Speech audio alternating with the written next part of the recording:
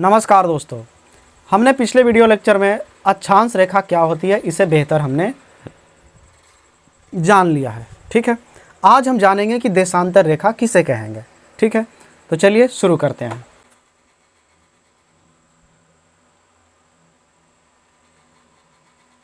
ठीक है, तो इसे भी जानने के लिए हम लेंगे पहले एक पृथ्वी को बनाएंगे, क्योंकि अक्षांश रेखा और देशांतर रेखा ये दोनों काल्पनिक रेखाएं पृथ्वी पर ही खींची गई है और ये दोनों रेखाएं लोकेशन बताने के लिए खींची गई है। ठीक है, असल में पृथ्वी पर नहीं खींचा गया डंडे या किसी और चीज़ से, बल्कि ग्राफ में खींचा गया है, पन्ने पे केवल ही।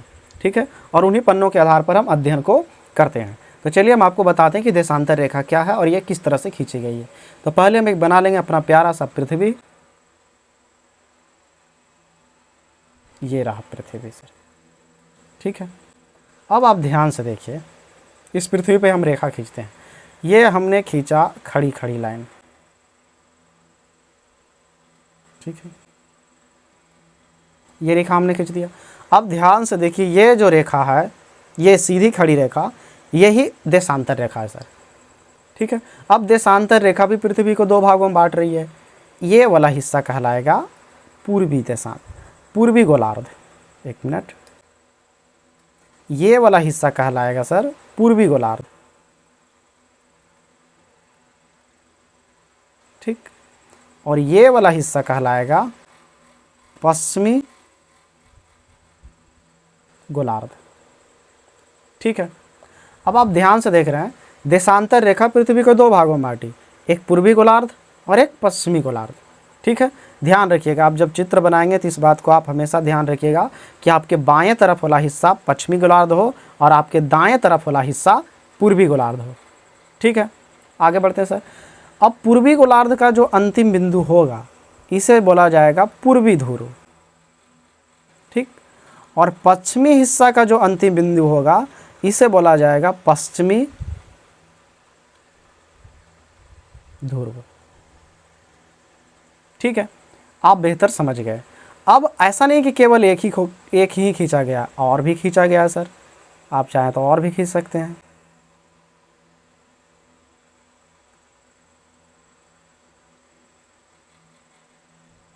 ये रहा। ठीक है, तो आपने क्या जाना, खड़ी खड़ी जो रेखाएं खींची गई पृथ्वी पर है वो देशांतर रेखाएं हैं, और जो लेटी हुई रेखा खींची गई है वो अक्षांश रेखाएं। ठीक है, तब हम जान लेते हैं कि देशांतर रेखा का परिभाषा क्या बनेगा। ठीक है सर, तो चलिए लिख लेते हैं इसका परिभाषा।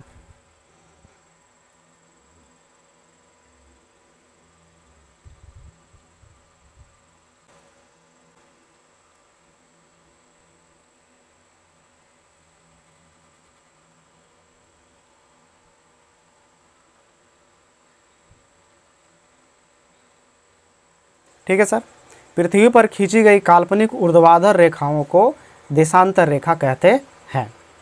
आगे बढ़ते हैं अब। तो इस तरह से कितनी देशांतर रेखाएं खींची गई है? ठीक है, तो देशांतर रेखाओं की संख्या,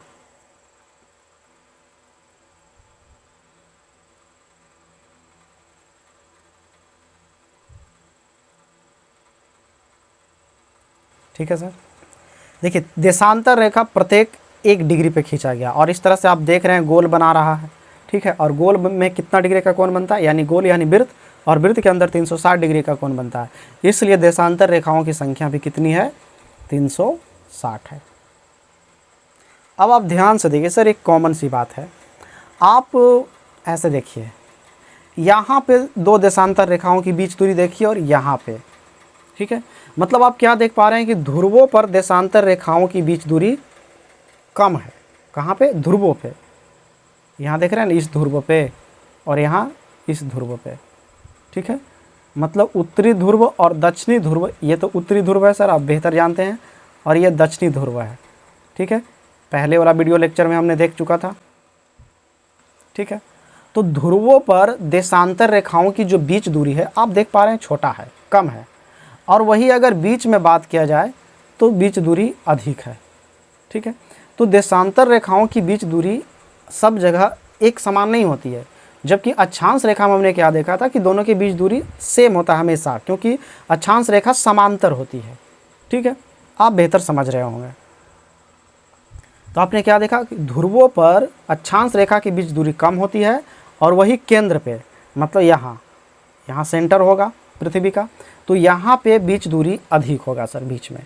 ठीक है, इस बात को आप ध्यान में रखेंगे। अब बात करते हैं कि दो देशांतर रेखाओं की बीच दूरी अधिकतम कितना हो सकता है। अधिकतम यानी सर हम ये वाली चीज़ देखेंगे कि अधिकतम, तो दो देशांतर रेखाओं की बीच दूरी,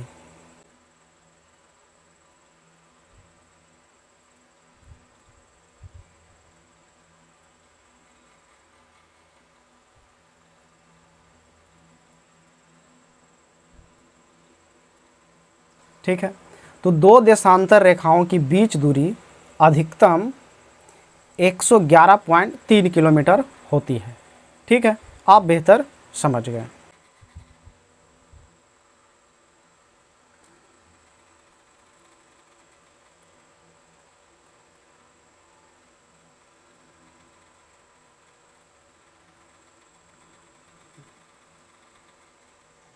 देखिए सर, एक पॉइंट हमने लिखा, 1 डिग्री देशांतर रेखा पार करने में 4 मिनट का समय लगता है।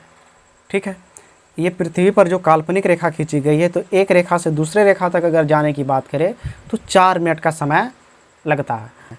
और ये किस तरह से लगता है आगे हम देख लेंगे कि यह 4 मिनट का समय कैसे आता है। ठीक है, तो आगे आने वाले वीडियो लेक्चर में हम बेहतर जान जाएंगे कि 1 डिग्री देशांतर रेखा में सच में 4 मिनट का समय लगता है या नहीं। ठीक है, तो आज का वीडियो लेक्चर हम यहीं तक रखते हैं। अब हम मिलते हैं आपको अगले वीडियो लेक्चर में।